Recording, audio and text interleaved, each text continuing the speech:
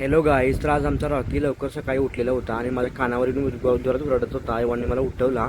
नेहमीप्रमाणे मी आवरून गेलो ऑफिसला आणि हा व्लॉग कालचा आहे. मला आज अपलोड करतोय. मला एडिटिंग करायला वेळ मिळत नाही आणि ऑफिसचे जे किरकोळ काम होतं आणि नवीन ऑफिस शिफ्टिंग होत आहे, त्यामुळे ते स्पॉटलाईट खरेदी करायला आम्ही आलो होतो राजारामपुरीमध्ये. आज स्पॉटलाईट खरेदी केला. तिथून आम्ही गेलो ऑफिसमध्ये. आज ऑफिसरांचा आज वाढदिवस होता. वाढदिवस साजरा करण्यासाठी सगळे स्टाफ आम्ही गोळा झालो आणि वाढदिवस सरांनी साजरा केला. दिवसभर वाढदिवस साजरा करण्याचाच गेला. म्हणजे लोक लांबून येत होते सरांचा वाढदिवस साजरा करण्यासाठी. आणि आज त्या संकष्टी पण होता आणि गड्यांचा संघ मी रोज चेष्टा करत असतोय. यांच्यासोबत मी चेष्टा करायला मला खूप आवडतो. तर बघा कसं चेष्टा करायला. हे बघ इकडे बघ. हा, आणि अध्यक्षांना 40 रुपये दिले नसल्यामुळे रुसल्यात. अध्यक्षांनी बुके घेणं झाले. हा, मी रोज यांच्यासोबत चेष्टा करत असतोय जरा. आणि दिवसभर कसं म्हणजे वाढदिवसामध्ये साजरा करण्यास गेला आणि पोरं एकामेकाच्या अंगावर पडत होती केक आणण्यासाठी. आणि तरी तो केक राहिला. 7 संकष्टी उपवास असल्यामुळे केक जरा राहिलेला आहे.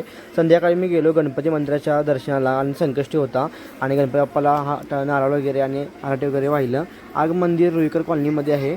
खूप छान मूर्ती आहे गणेशाचं. दर्शन घेतलं.